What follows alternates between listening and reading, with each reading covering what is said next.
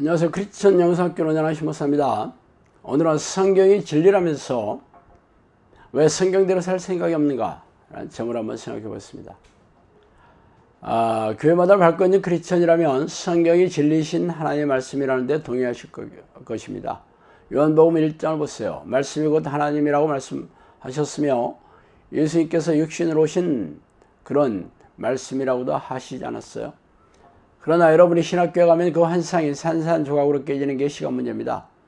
제가 신대원에 들어가 첫 학기 강의를 들을 때가 생각납니다.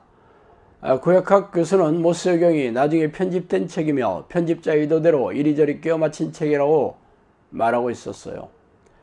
다음 시간에 들어온 신학학 교수는 마태, 마가, 누가복음이 집필되기 전에 먼저 큐먼서가 존재했는데 복음서 저자들은 이 큐먼서를 토대로 각자 자신의 생각과 경험을 집어넣어 복음서를 썼다고 말이죠.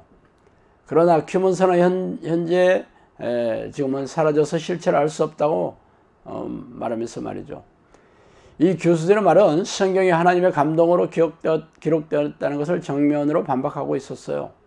이렇게 제가 신학교 강의를 들으면서 성경이 절대 무한 하나님의 말씀이라는 견고한 진이 서서히 무너져 내리기 시작했습니다. 그러나 신학의 배경을 보면 이렇게 가르치는 것도 무리가 아닙니다. 신학은 신학자들이 학문의 방식으로 성경을 해석하고 있으니 말이죠. 말하자면 신학은 성경을 통해 드러내신 하나님을 연구하는 학문인 셈이지만 학문의 방식은 합리적이고 이성적인 사고를 통해 자신의 주장을 관철하는 것이죠. 그러나 하나님은 기적과 이적 등의 초자연적인 능력으로 당신의 존재감을 드러냈어요. 그러므로 초자연적인 하나의 방식을 이성적이고 합리적인 학문의 방식으로 증명하는 것은 애초부터 맞지 않을 수밖에 없고 상식적으로 받아들이는 수준까지는 밝힐 수 있어도 당연히 한계에 도달할 수밖에 없어요. 그러므로 진보적인 신학자들은 성경에 나타난 기적과 이적의 사건들을 신화라고 표명하면서 인정하지 않았죠. 그러면서 그들은 히브리어와 헬라어로 된 원어 성경을 외우듯이 연구하여 자신의 학설을 주장했습니다. 그러므로 기적과 이적을 인정하는 보수적인 신학자들은 이들과의 신학 논쟁에서 밀릴 수밖에 없었어요. 학문의 영역에서는 기적과 이적 등의 사건을 증명할 수 없었기 때문이죠. 그렇게 신학교는 합리적이고 이성적인 학설을 주장하는 신학자들이 주도권을 쥘 수밖에 없었고 성경은 인간의 이성적이고 합리적인 사고로 난도질 당하고 갈갈이 찢겨진 채 신학교에 전시되어 있습니다. 신학생들이 학점을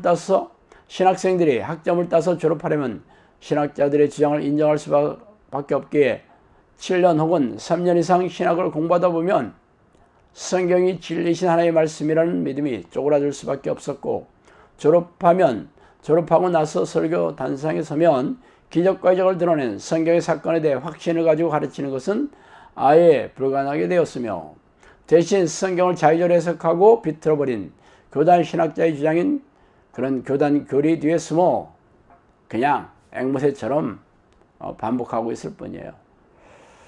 저는 대학 4학년 때 처음으로 교회에 나간 터라 아무것도 알지 못한 채 교회 설교와 성경 공부에서 주어들은 가르침을 받아들였고 신대원에 입학해서 3년 동안 공부한 신학 지식을 그 위에 섞어버려 머릿속이 이런저런 인간의 생각으로 뒤범벅된 잡탕밥이 되어버렸습니다. 그렇게 신대원을 졸업하고 세상으로 돌아와 나온 채 악성부채의 무덤에 파묻힌 제 인생은 그야말로 무지막지하게 떠내려갔고 도저히 견딜 수 없어 하나님께 한 번만이라도 기회를 달라고 애걸복걸하면서 성경을 이잡듯이 뒤져 하나님을 만나는 말씀을 찾아내게 되었고 이렇게 하나님을 부르는 기도를 하게 되었습니다. 그렇게 10년이 흐른 후에 성령께서 매일 찾아오셔서 말씀해 주셔야겠죠.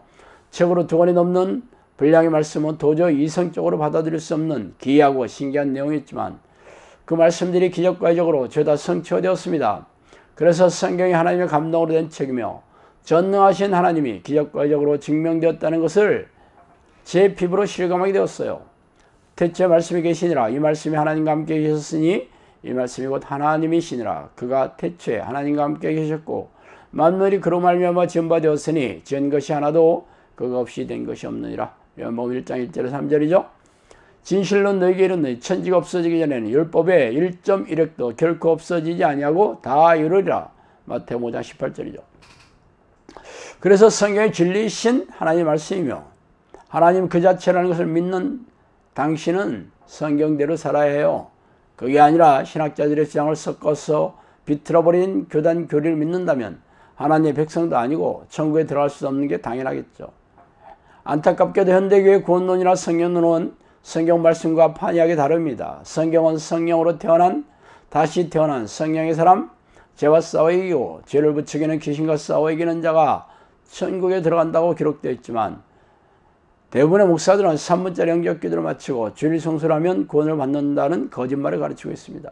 믿음은 하나님이 주시는 은사, 즉 선물이지만 자의적인 종교 행위와 예배 행위를 믿음의 근거로 삼고 있어요.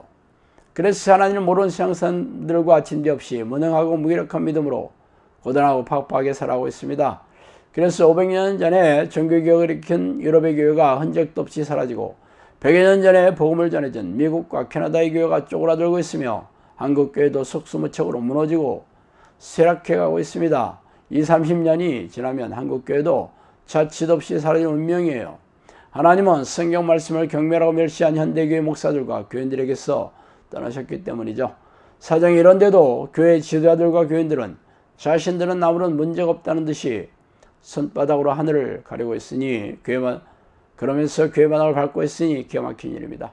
나더러 주의주 하는 자마다 천국에 들어갈 것이 아니요 다만 하늘에 계신 내 아버지의 뜻대로 행하는 자라야 들어가랴. 마태복음 7장 21절이죠.